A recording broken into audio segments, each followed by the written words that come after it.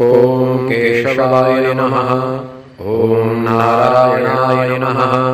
ॐ माधवाय नमः। ॐ गोविन्दाय नमः। ॐ विष्णवे नमः। ॐ मधुसूदनाय नमः। ॐ त्रिविक्रमाय नमः। ॐ वामनाय नमः।